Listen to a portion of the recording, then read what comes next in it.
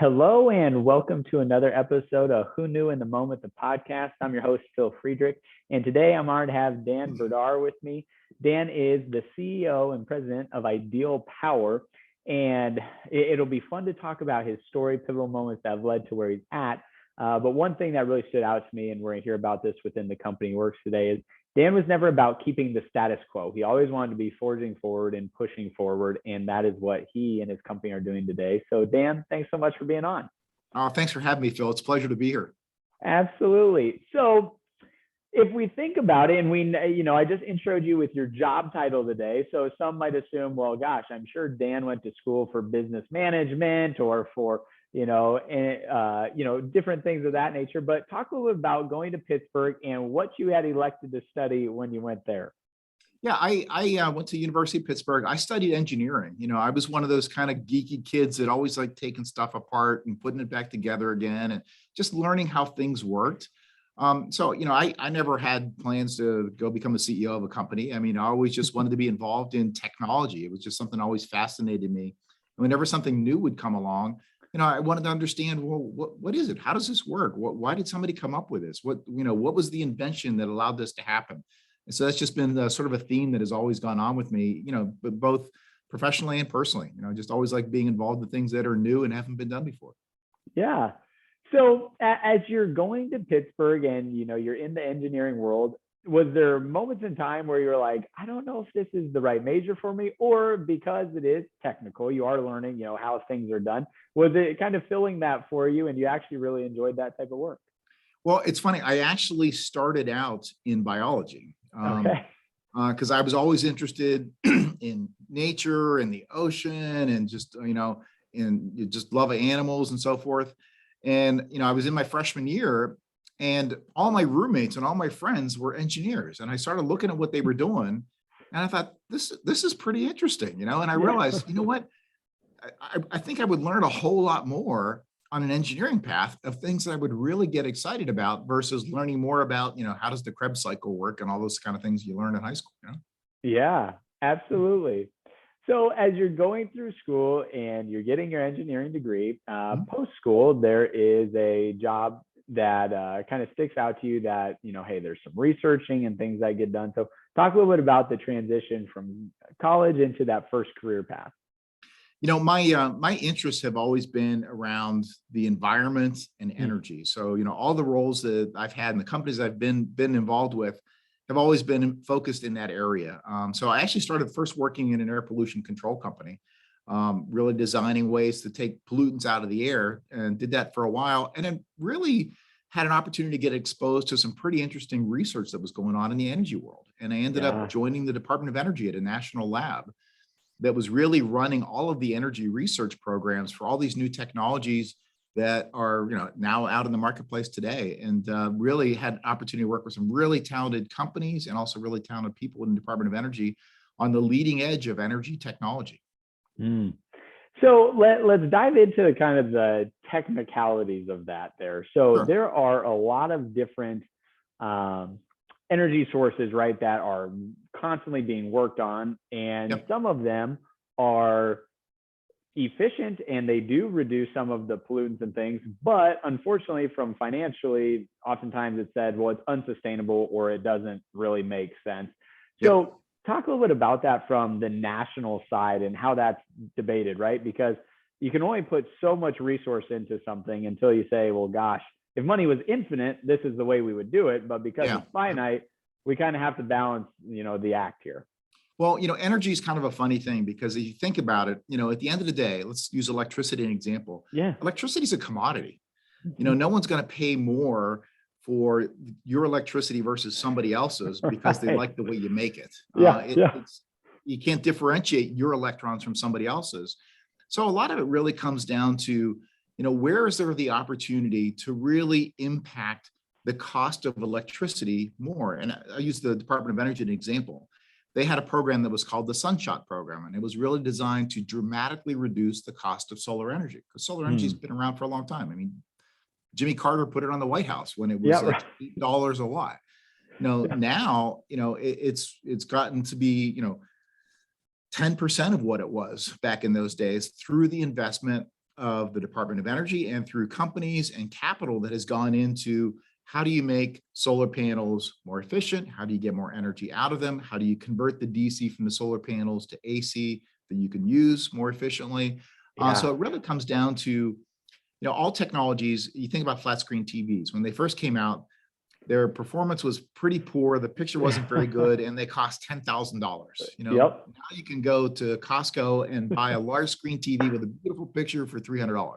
That's the nature of technology. So I think a big part of it is identifying what are those technologies that are so early in that development curve that they have the potential theoretically to deliver a high level of performance, but also theoretically are able to come down dramatically in a cost curve because of the maturing of the technology. Interesting. I love it. All right, very good. So as you're with the national lab, you're enjoying your work there, and then an opportunity with a really large company presents itself. So talk a little bit about how that transition and how that came to be. Sure. I had eventually become one of the associate directors of one of the national labs, and all the programs that were going on for power generation were under me. And one of those included advanced gas turbines. So I got to know the Westinghouse, Siemens, General Electrics of the world. And I got to know them pretty well because we were doing multi-year large dollar programs with them, developing that next generation of gas turbines for utilities. And I got approached by a GE executive who knew me really well and said, would you like to actually come and work for General Electric instead of, staying in the government? And, I said, yeah, it would be great because the Department of Energy gets involved really when the technologies are really too far from market viability to help bridge the gap and move their development along. But then I really wanted to see things that I was working on actually go into commercial use where you could drive by a facility and say, I helped develop that technology, So I did. I left the Department of Energy, worked at General Electric, and happened to be there at an absolutely wonderful time. It was when the gas turbine business was really booming. It was a once in a career opportunity to really learn how do you scale up production and supply chains and bring new technology out at the same time. So just a great learning opportunity for me, and had the opportunity to work with just some absolutely world-class people at General Electric, both from a business and technical standpoint to learn from. So, and maybe talk a little bit about this. I think for a lot of people in our lives, one of the things that's tough is making a decision that's going to change the trajectory, right? Because part of you is afraid of letting go of what you know and the comfort that's there. And a part of you is a little bit afraid of the unknown of, well, if I make this move, then what comes after it? So for you, what's been your decision-making process as, you've made transitions in your life? How do you arrive at the decision and feel peace with the decision that, hey, moving to this next thing is the right thing to do? Well, I'm one of those people that doesn't worry too much about letting go of what you had. For me, it's more about, are you learning? Are you challenged? Are you learning new things every day? Because think about some people who, if they're in the same job their whole career, they really enjoy being recognized as an expert in what they do. They get satisfaction from that. I would be bored out of my mind. I have to be doing something I've never done before. So I have the opportunity to learn about new technologies, to learn about new companies, new industries, and have the opportunity to work with new people, because so much of what you get in your professional career comes as a result of the great people that you get to work with and learn from, who have different experiences that are different from your own. That's so good. Absolutely. I love that. Now, inside of General Electric, right? I mean, just a behemoth of a company, right? I mean, it's a big one. So as you're working there, did you feel like career trajectory, hey, I'm going to be able to, move into different roles? Because once again, you had left a prominent type of a role to, maybe join a bigger company with maybe at the same level, maybe below, maybe above, I don't know. But talk a little bit about kind of career trajectory and what you saw for yourself inside of there. Well, GE was really, it was a really interesting time. And this is one of the things that really, I think, fits with the theme of your show is, I really enjoyed working there. I was there at a great time in the business and I learned a lot, but it was really hard as an individual to see the impact of what you do every day. Especially when the business itself is absolutely booming. And I was actually outside cutting my grass one day. And my neighbor comes by and he says, Dan, you're a GE executive. Are you too cheap to pay somebody to cut your grass? And without thinking about it, the answer came out of my mouth was, no, when I cut my grass, I see the result of my work. And that doesn't happen for weeks at a time when I'm in General Electric. And I literally walked in the house and told my wife, I'm quitting GE and going to go work in a small company. And she was a little shocked, but she's been on this ride before. So she goes, okay, Absolutely. Well, and so I think there is something to be said about that. That there's something really cool about working on a project that long-term has the ability to change the landscape of something. But there is something also to have that immediate gratification that is fulfilling, like mowing a yard, right? Like within 1 hour of time, I can look back and say, wow, my yard looks really good compared to how it looked an hour earlier. Yeah, I mean, you want to see the results of your effort, and it's just the bigger the organizations you get in, the harder it is for you as an individual to actually have that impact. And, for some people like myself, it's an important part of what you're doing because you really want to know that you've done something that makes a difference in how you're spending your time and energy. Absolutely. So after that day of cutting grass and going inside and proclaiming, hey, I'm done with GE, I'm transitioning on. You end up with a company, if I understand right, Petra Solar. No, actually, from there, I went to a company called FuelCell Energy. Okay, FuelCell Energy. Okay. So, and it was interesting because when I told my wife I was I was going to leave General Electric, it was literally the next day, a former GE executive who was at FuelCell Energy called me and he said, "Hey Dan, have an opportunity here." But we got some challenges. Our technology doesn't really work the way it's supposed to. We're a year late on our first customer delivery. We've got, contracts we're not sure how to fulfill, and we've outsourced our engineering activities rather than build the engineering house and team. Would you like to come join us? Gosh, when you paid it that way, right? Well, I said, well, as long as you're not the head of sales, because that's not much of a sales pitch. But yeah, I said, because I knew the folks at FuelCell Energy from my days at Department of Energy, and I knew they were some of the best electrochemists in the world. Yeah. And I had all these tools and skills that I had learned from General Electric on problem solving. How do you get to root cause analysis on a technical problem? If there's a design flaw, how do you figure out exactly what that is and how to fix it? So I thought, this would be a great time to take all these things that I've learned at General Electric and go apply them in a smaller company. And as a result, help them move forward. So I did. I went there, ended up running the engineering team there, eventually became the chief operating officer and eventually the CEO there, and took them from a couple million in revenue to 100 million in revenue and opened up some global markets for us and had a lot of fun doing it. So let's talk about that piece of the pie. And once again, we're going to be talking about specific to you, but anyone listening, right? How do you change the chemistry of the business? How do you change the team dynamic? Because you don't just go from this amount to 20x that amount and with a couple decisions. It's personnel, it's making sure the right people are doing the right things. So talk about some of the changes that you were able to implement from the time you started there to the time that you were becoming CEO or while you were CEO. Sure. One example is, as we started shipping product, we needed to have a service team that would be able to go out and do repair work on basically power plants. Yeah. We didn't have that capability. And what happens a lot of times with small companies, it's the engineering design team that will go out and try and figure out what the problem is and fix it. But when they're doing that, they're not working on designing that next product. So one of the things that I had to do was build a service team.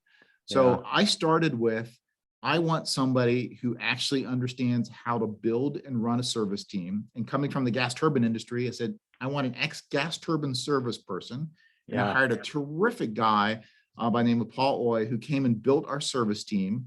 And we focused on hiring a bunch of ex-Navy nuke folks because they always have great skills, great work ethic. You can turn them loose. They don't have to have a lot of supervision once you get them trained. And we built a world-class service organization that was able to support our products as they were shipped and operated in places like Japan and Korea and Europe and all over the US. Absolutely.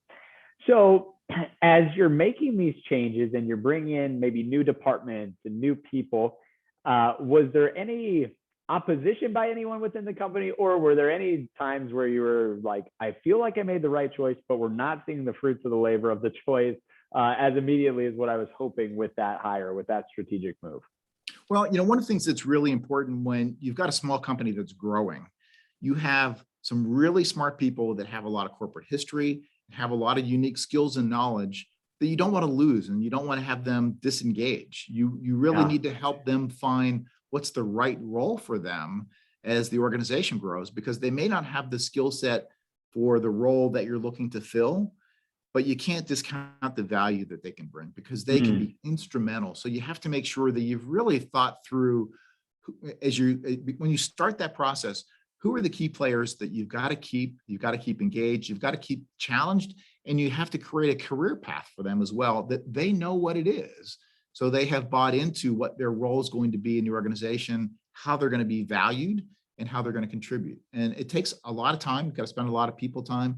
But if you don't do that work up front, it won't work, because you'll get infighting, you'll get politics. I mean, we grew from, I don't know, it was maybe 80 people or so to over 500 people. Didn't have politics and infighting. If there was a problem, we got a team together, we would sort through it, we'd figure out what we need to do, go off and go execute. But it's really all about building a collaborative culture where everybody understands that they're valued and they understand what their opportunity is to grow. That's huge.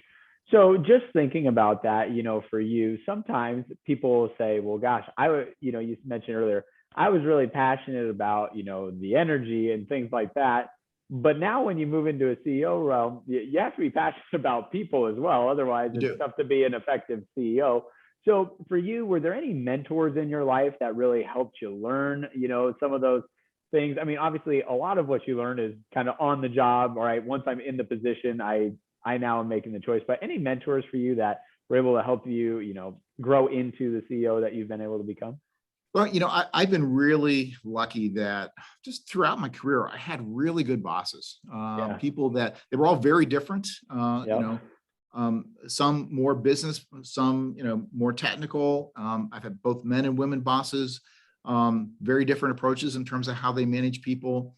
But it really had the opportunity to sort of take from each of them kind of what I saw that they did really well and what was effective, and kind of put it together in a way that, is somehow works when I put all those pieces together and I use them myself. And it's really, sometimes you don't get a mentor, you kind of have to seek him out. You have to seek out who do you admire, who actually seems to be really effective at getting things done, and who has the support of their team when they do it versus, who's dragging their team along, kicking and screaming, and has lots of turnover in their team and everything else. So I think that's so huge. And something that I would just highlight once again to anyone listening is, when you're a leader, it's not always about replicating somebody else to a T, right? Because I could try and be Dan, but if Dan and I don't have the same personality, the way that I deliver Dan's message, it's just not going to resonate with people the same way. But I can always learn from somebody and then repackage it into the way that works for Phil, right? Yep. And it's you hit something that's really important, and that is, not that you can learn from somebody, you can learn from everybody, and you have to be open to learning from everybody, whether they are somebody that works for you, works in some parallel role, or who you report to. Because, we're fortunate that, in most companies, we get to work with a lot of really good people. I mean, people by their nature are really good people. They, people want to contribute. They want to be part of something that's successful. And we all have our things that we're passionate about and we're knowledgeable about. And you have to be open to listening to what they have to say. That's huge. Well, and once again, that creates a great deal of buy-in from the person as well, right? How much more fun is it when you feel like your voice is valued and heard versus when, no, it's my way or the highway, and I'm just telling everyone what to do. Yeah. Well, it's like where I am now at Ideal Power. We're in the semiconductor field. I'll go into a conference room. I'm the only person sitting in there that doesn't have a PhD, in device physics. Well, I'm not going to solve the problem, but part of my role is to get the discussion to the point where we're asking the right questions. Because what I find is if you get the really talented people, if you're asking the right questions, the answers make themselves evident to everybody, and you're not fighting over what the answer. It's like you've had the discussion, enough information has come out, and then everybody's saying, yeah, okay, we got it. We know what we got to do. Yeah, it works. Yeah. So, and once again, we'll get to Ideal in a minute, but maybe this is a good time to just ask this question, and that is, it takes a certain level of humbleness to be able to do what you do, right? And that is, by definition of job title, I'm above you, but by knowledge base on this conversation, I'm technically underneath you because I don't have a PhD in this, but I know how to get to the answer. So how do you come in with a humble mindset and not the, hey, I'm king wing of the company, this is what I want. How do you manage that humbleness? And did you have to learn that in any hard ways at any point in your career? Well, one of the things that I learned with some of the people that I had worked for is, use the Department of Energy, for example, where they're working in so many different technologies. The leadership people in those organizations, they're not going to be technology experts in all those areas. They can't be. Right. But what they learn to do is how to listen and how to ask the right questions. And I think as long as you approach it with the fact that there's no dumb question, whether you're the one that's asking it or whether somebody else who wants to understand why a certain decision was made, there's no dumb questions. It's all about being just an open communicator and making sure that you understand and making sure that they understand. And a lot of times it's I hate to use it, it's a little bit cliche. You really have to learn to be an active listener. So that people actually know that you heard what they think they conveyed. And as long as you approach it as you're not the person coming in, I got all the answers, you're going to do what I say. It's, hey, let's go figure this out. Let's go figure out what the issue is and how do we solve it. And honestly, it's a lot easier to do in a small organization, because in a big organization, what happens a lot of times, you get people that are they're managing their careers. They're in their role, managing what that next role is they want to go to. In a small organization, there is no alternate career path. You either all succeed or all fail together. And I think as long as you create an environment where everybody understands we either all succeed or all fail together, the kind of communication becomes different. Absolutely. That's a phenomenal point. So Dan, things are going well. You're growing the business. You're enjoying it. And then a next opportunity presents itself. So talk about how things come to be and the changes happen there. Yeah. I was at FuelCell Energy. I laid out a list of things to the board that I wanted to accomplish in terms of revenue, what I was going to do with our product costs and reliability and markets and all those sort of things. And I kind of went through and I basically checked all those off. And I said, all right, I don't feel like I'm really learning as much as I used to. And I spent some time reflecting on it because, I built this team and I built the organization and they were doing well. But I had also, my role in whatever position I'm in is try and hire your successor. You might be wrong, but you have to be thinking about that going in. Am I hiring the person that can take my job? Because I want them to be successful and take my job. And I did. I had hired a person who was going to come in and run our sales and marketing business as my successor. And I went to the board and said, guys, I'd like to move on. I want to go do something else. I want to move to a different part of the industry and learn something new. I decided I wanted to go to the solar space. The board said, yep, you've groomed the right guy. Let's make the transition whenever you're ready and we'll go do that. So I did. I left and I went to the solar industry because solar was really starting to come into its own. The economics had gotten to the point where it was becoming widespread.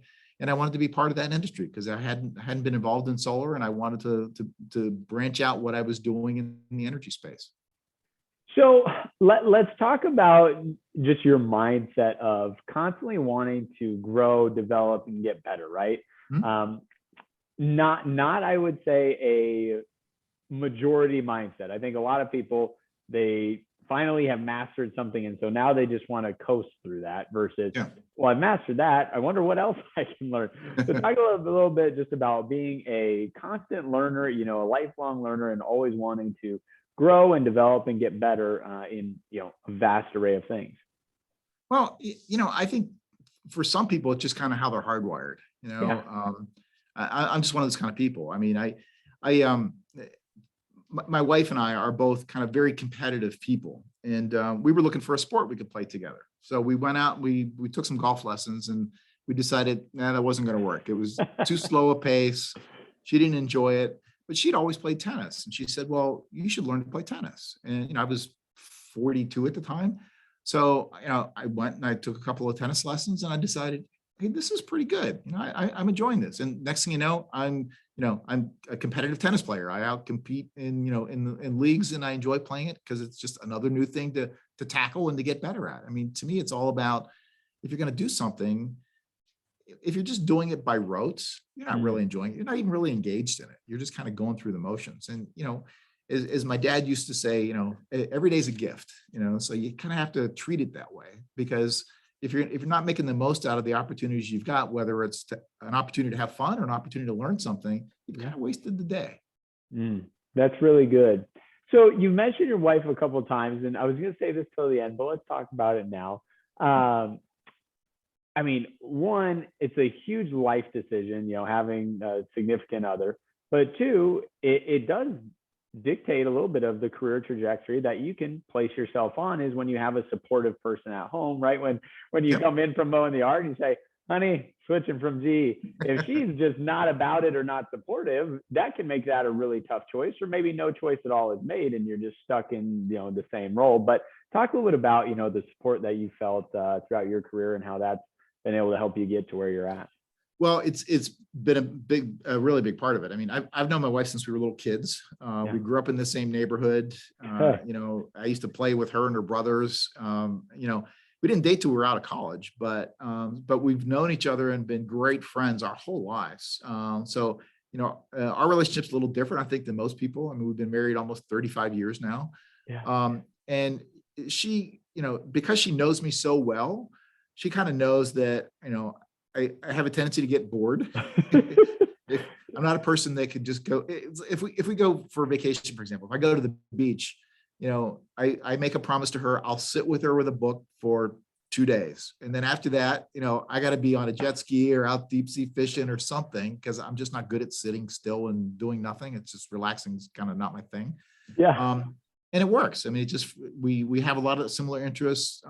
She's very understanding, very patient. And she knows that if I'm enthusiastic and excited and doing something that I know and I love, I'm a lot easier to be around. So it's a win-win situation, So it's been a significant impact in just terms of my ability to go do things, because I know that if I make a decision and it turns out to be something really stupid, there's not going to be somebody saying, I told you it was a stupid thing. It'll be, you tried it, didn't work, just try something else, That's amazing. I love it. Well, good. So transitioning, like you said, from fuel cell into the solar world, how did you end up picking the specific company that you did? Was it a connection from a previous job? Talk a little bit about how that came to be. I got contacted by a recruiter, and I met the gentleman who was the CEO of the company. And I didn't want to just be doing the same thing where people are just building solar farms. And they had a unique approach in terms of what they were doing. They had a unique product, a unique channel to market in terms of who they were selling to. They were private. And I looked at it and thought, this could be pretty interesting. So it was an opportunity to really learn about the space, to really build some utility relationships, do something that was different in terms of the kind of technology. They were working on a microinverter that would be attached to the back of a solar panel, or sort of a self-contained unit to generate solar, and did that for a while, really enjoyed it. And then, got recruited to come to Ideal Power after that. So talk about, some of the challenges that you faced in the solar world, just being in kind of a new area for you compared to where you had been previously, and, what ended up leading into Ideal Power in that transition. Well, it was new in the sense that it was a technology that I hadn't worked in, and you have to understand the economics of, since it's ultimately you're competing against the cost of electricity options that people have. You got to understand what's driving the cost of electricity, how much capital is it going to take you to do what you want to do. We're able to get the company to be profitable, selling a premium product, and positioning it in a market that nobody else was selling to, in terms of how we were going to the utilities and allow them to leverage some resources they already had. So it was interesting because it was a creative strategy with a creative product that carved out its own niche, that wasn't just replicating a commoditized business model of what other people were doing. Absolutely. Now, just within that, and, I guess this is more of like a technical question. Out of all the different types of ways that we can generate that, what are some of the leading ways that are becoming much more viable today to compete at a high level? So I live in Nebraska, and we're having a lot of wind turbines, right? Yeah. And you see those coming in, and just talk a little bit about, the different types of energies and which ones are really viable and which ones are maybe they're in process. Sure.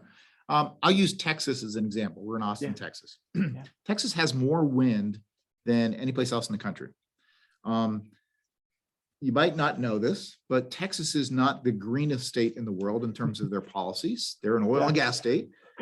So Texas doesn't do things because they're green. They do it because it's economically attractive to do so. So what's happened is wind has gotten to be a very cheap source of energy. That's why Texas has so much of it. Yeah. Wind also, has some issues. It's intermittent. You can't always count on when the wind is blowing. And a lot of times the wind blows the most at night after the ground is heated up, sun goes down, then all of a sudden start to generate wind. So you've got to have a balance of technology. It's not going to be one solution for everything. Well, Texas has now also gotten to the point where solar is very cost effective here. I see solar facilities being bid to the utilities at 3 and 4 cents a kilowatt hour. You can't build a fossil fuel plant for 3 to 4 cents a kilowatt hour. It's just not practical to do so. Yeah.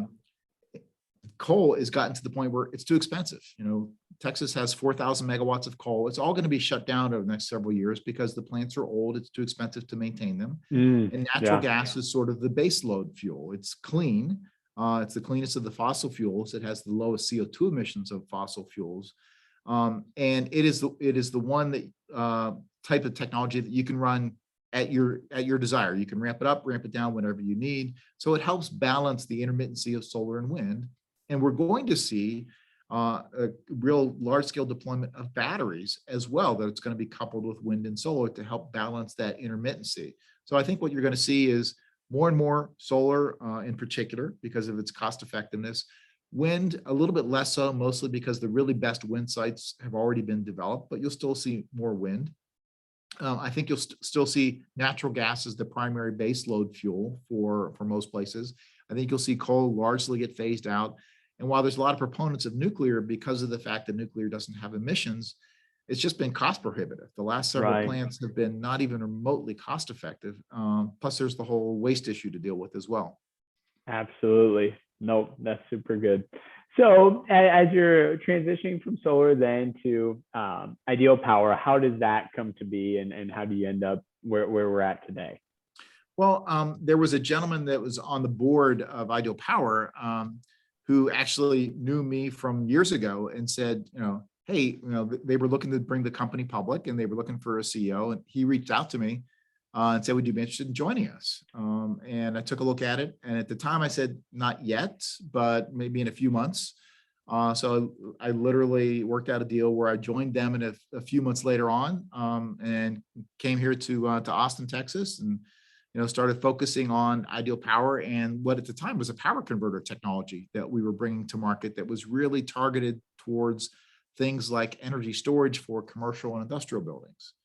We ultimately sold that business off and focused on a semiconductor technology that is really what we're bringing to market today that can help improve electric vehicle performance, solar coupled with energy storage, data centers, a whole bunch of applications that need better semiconductor devices than what's out there today. So is predominantly your business B2B then at this point, or business to business? It is. What we do is we develop a semiconductor technology that gets incorporated into other businesses' products that they ultimately sell to their end customers. Absolutely. So one thing that I kind of heard throughout your story and how we've gotten here is if you have a good reputation, people remember that and they might want to come grab you. So talk a little bit about, having that in the back of your mind, right? Like we're constantly creating our resume with our actions and our choices. It's not just the things that we list on a piece of paper saying, well, I accomplished this or I raised this much money. People remember you. So talk a little bit about that and just, how that's incorporated in your life. Well, when people think about the energy industry, they think about this enormous global marketplace. Yeah. When you work in it, and I suspect this is true with most industries, what you find out is the world is a very small place, a very small place. Yep. You run into people through your career that you either worked with or collaborated with maybe 2 jobs ago. People are very mobile in their careers. People tend to not stay in the same company their whole career anymore. Typically, people work 3-5 years in a job and move on to another opportunity. So you'll continue to see those people over and over again. So if you are a person that, builds good working relationships with people, you collaborate with people, people enjoy working with you, they'll remember you. And if you are, able to deliver as well as they, then that's one of those things like, hey, I know somebody that was really good at, project management, building a facility. Let me reach out to him because he might want to be on our team. Because it's a network at the end of the day.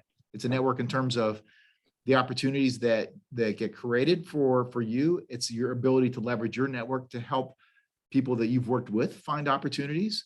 And it's a network that you tap into when you're looking to start a new business or reach customers maybe you can't reach. It's really all about the players that you've worked with over your career and, helping each other out when someone needs some help. I love it. Now, additionally, you mentioned, hey, this is a publicly traded company, which that has a little bit different ramifications than a private company, right? There are certain expectations, certain questions that get asked more frequently. So talk a little bit about that transition for you working in, the publicly traded versus the private sector.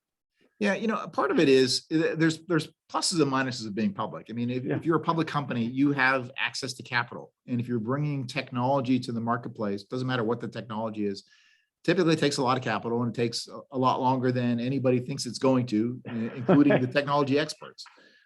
So it's a positive thing. But it also forces you to work in a different timeline because there's an expectation that the business is showing measurable progress quarter to quarter versus in a private company, you may have a great technology that is going to take you 2 years to get there. And that's what you focus on is your 2-year plan. So there's a lot more transparency in a public company, but there's also just a lot shorter timeline because people have other places they can put their money if they decide that you're not going fast enough for them. And they're not necessarily right or wrong. They just have their own opinion on how quickly something should go. And, you have to deal with it. Absolutely. So if I understand correctly, you transitioned into Ideal Power at a very interesting time in the world. Yes. So talk about making that switch in the, months that you did or in that time that you did. Well, when I originally came to Ideal Power, it was before all these things with COVID and everything else were going on. The company was very, very much a startup company, ready to go do an IPO. I actually told the management at the time that I didn't think the company would necessarily go public because it was a company that was going to go public on the strength of its technology, its patent portfolio, and it was pre-revenue. And I said, those deals worked great in the 90s. I'm not sure if you could do that deal nowadays. Yeah. If you do, call me and I'll join you. And they did. They were successful. They raised money. I said, I'm a man of my word. I'll be there and take over the CEO role. And, we were off and running with commercializing our power converter technology. And then, along comes the world of COVID, which creates interesting challenges for everybody to adapt to. Yeah. So is there any, significant changes within the company that have transpired from that? Or for you guys, has it been, we made our adjustments in that time, but now we're, roughly back to the way things were, prior to really the heat of that? Well, when we transitioned from our power converter technology to our semiconductor technology, we actually sold off that business unit. So the team that we had built that was really focused on the power converter actually went and joined another company. Got it. And we really built a new technical team to really focus on the semiconductor technology. And that really was a challenge because, recruiting top technical talent during the time of COVID, people don't want to relocate. People don't want to go into an office, and a technical team, probably more than most, needs to be together to learn from one another, to be able to go into the lab and do things. So that was a pretty unique challenge in terms of how do we find the right people that have the right mindset, who can understand the potential of the technology, but are willing to take some risk in light of the pandemic and all the challenges that creates for everybody. And we've been able to build just an absolutely terrific team of people. I love it. Dan, are there any other pivotal moments that really stand out to you, just over the course of your career that have led you to, the success and where you're at today? You know, for me, it's really been about being able to be around good people. So I think when people are thinking about their, taking a job, everybody's on their best behavior when you interview, Yeah. both interviewees and the interviewers. But if you find yourself in a situation where you're really impressed with the people you're working with, and maybe might even be kind of intimidated, it's like, wow, these people know so much more about this than I do. You're in the right spot, because it means you're going to grow. It means you're going to learn. If you're not, don't waste time.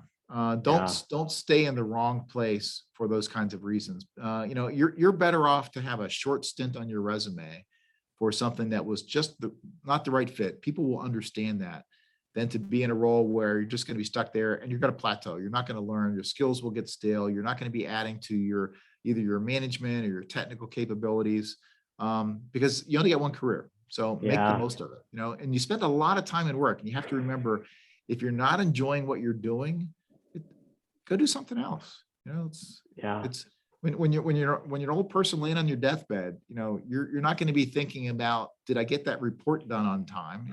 You're going to be thinking about things that actually where you made a difference, your family, and where you added value, and the successes that you've had from things you've done.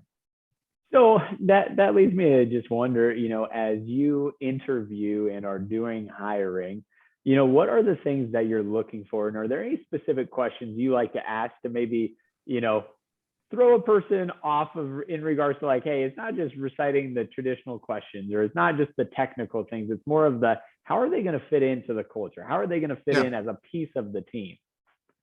Yeah. A lot of times I ask them about problems that they've had to solve, and how did they solve them? Or I ask them about people that they had a difficult time working with. How do they figure out how to work with them? I ask them, about questions about why they made a transition from one job to another.